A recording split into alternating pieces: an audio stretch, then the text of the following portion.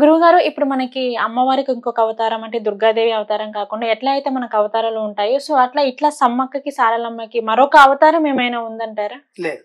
ఇటు మీరు మంచి ప్రశ్న ఇది. అంటే ఈ వనదేవతలు ఇంక ఈ మధ్య కొత్త కొత్త వాళ్ళు ఉంటారు కాబట్టి హ్మ్. సమ్మక్క ఉపగుడిది, అమ్మవారి అవతారం అని చెప్పేసి చెప్పేవాళ్ళు ఉంటారు. హ్మ్. సమ్మక్కకి, సారాలమ్మకి వనదేవతలు వాళ్ళు. ఎక్కడ అడవి ఉంటే అక్కడ వాళ్ళు ఉన్నట్టే కాబట్టి వారికి మరొక రూపంలో ఒక దేవాలయం అనేది లేదు. కాబట్టి మీరు ఎటువంటి అవన్నీ అపప్రదలు అవి నమ్మకూడదు. సమ్మక్క సారాలమ్మ జాతర అక్కడ మాత్రమే వనదేవతలు, అక్కడ మాత్రమే గుడి. అంతకు మించి ఎక్కడ లేదు. ఆ విషయాన్ని గుర్తుపెట్టుకోండి.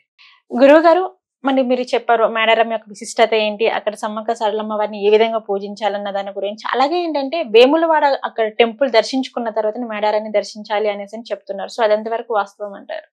ఇది నేను కూడా ఎక్కడ కూడా పురాణాల్లో కానీ ఇతరత్ర అంటే నేను మా పెద్దవాళ్ళని అడిగినప్పుడు అటువంటి మొక్కులు లేవు. అంటే ఓకే. వేములవాడ వెళ్ళి అలా రాజన్నని దర్శనం చేసుకొని అటు నుంచి అక్కడికి వెళ్ళాలన్నటువంటి సంప్రదాయం అయితే ఎక్కడ లేదు. ఓకే. కొంతమంది ప్రాంతాల మొక్కులు అంటే ఎలాగో వెళ్ళి దారిలో కదా ఆన్ ది వేలో కాబట్టి స్వామివారిని ఇక్కడ వేములవాడ రాజన్నని దర్శనం చేసుకొని ఆ స్వామివారికి మొక్కులు తెచ్చుకొని అంటే అక్కడ వేములవాడలో విశేషంగా మనకి ఎద్దుల్ని స్వామివారికి అప్పచెప్తారు.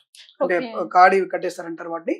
అలా స్వామివారి యొక్క వేములవాడ స్వామివారి జాతర అంటే దర్శనం చేసుకొని వెళ్దామన్నటువంటి భావన తప్ప ప్రత్యేకంగా వేములవాడ ఖచ్చితంగా వెళ్ళి అక్కడ మేడారం వెళ్ళాలి కంటే కుదరదు. ఎందుకంటే సరే ఇటువైపు నుంచి అంటే మేడారం వెళ్తవచ్చు. మరి అటువైపు వచ్చేవాళ్ళు అటువైపు ఆదిలాబాద్ నుంచి వచ్చేవాళ్ళు అంటే ఇక్కడ వేములవాడ వచ్చి వెళ్ళాలి కదా.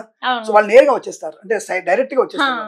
కాబట్టి అలాంటి మొక్కులు ఇక్కడ ఎక్కడ లేవండి. అలాంటి కేవలం ఇక్కడున్న ప్రాంతం వాళ్ళు దారిలో వెళ్తూ వెళ్తూ స్వామివారిని అలాగే వేములవాడ తర్వాత మీకు ఏడుపాయల జాతర కూడా ఉంది. ఏడుపాయల దేవాలయం కూడా ఉంది. అది కూడా చూసుకుంటే వెళ్తారు కొంతమంది. అంటే ఒక రూట్ పెట్టుకుంటారు. ఒక 4 రోజులు మనం అట్లా వెళ్ళొద్దామని చెప్పేసి అలా పెట్టుకునే వాళ్ళు తప్ప ఈ వేములవాడకి అక్కడ మేడారం జాతి ఎక్కడ కూడా లింక్ అనేది లేదు. మొక్కులు అనేవి ఏం లేవు. జస్ట్ అక్కడ స్వామి దర్శనం చేసుకుని వెళ్ళడం తప్ప ఖచ్చితంగా వెళ్ళాలనే విషయంలో మీకు ఎటువంటి అది లేదండి. అలా వెళ్ళాల్సిన అవసరం ఏం లేదు. ఆ విషయం గుర్తుపెట్టుకోండి. చాలా మందికి అనుమానం ఎటువంటి చాలా ఉన్నాయి. గురుగారు అలాగే ఏంటంటే మనం దేవాలయానికి ప్రవేశించే ముందు గట్టమ్మ దేవాలయాన్ని దర్శించుకున్న తర్వాతే అప్పుడు అమ్మవారిని దర్శించుకోవాలి అనేసి అంటారు.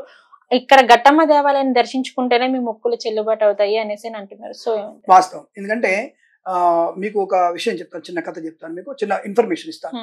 తిరుమల వెళ్ళిన తర్వాత వాళ్ళు తప్పకుండా తిరుమల వెళ్ళిన ప్రతి వ్యక్తి కూడా ముందు వరాహస్వామి దర్శించుకోవాలి. ఇది మనకి స్వామివారి పురాణంలోనే విష్ణు పురాణం స్పష్టంగా చెప్పబడింది. అంటే విష్ణుమూర్తి వరాహస్వామికి అసలు తిరుమల క్షేత్రం ఎవరిది? వెంకన్న స్వామిది కాదు. అదంతా కూడా 7 కొండలు కూడా వరాహస్వామి వారి మాత్రమే. ఆయన అధికారి దానికి. సో కాబట్టి ఆయన పర్మిషన్ తీసుకుంటాడు. బట్ నీ మీద కాలు పెడుతున్నానని కొండ మీద అంటే మరి మొత్తం నువ్వు ఆధీనం అయిపోతావు, నువ్వు వచ్చావంటే నీ వైపు అయిపోతుంది అంతా మరి నా పరిస్థితి ఏంటని అడిగితే ఎప్పుడైతే నీ వరాహస్వామి దర్శనం చేసుకొని కనుక నా దగ్గరకు వస్తారో అప్పుడు మాత్రమే దర్శన ఫలితము కలుగుతుంది అన్నటువంటి ఒక రూల్ ని ఆయన పెడతారు, ఒక పత్రాన్ని పెడతాడు. అలాగే ఇక్కడ కూడా మనకి గట్టమ్మ గడిను అంటే ఆ గట్టమ్మ యొక్క గద్దెను మనం దర్శనం చేసుకుని దేవాలయ దర్శనం చేసుకుంటేనే సమ్మక్క సారాలమ్మ యొక్క మనకి దర్శన భాగ్యం కలుగుతున్నటువంటి వాస్తవము.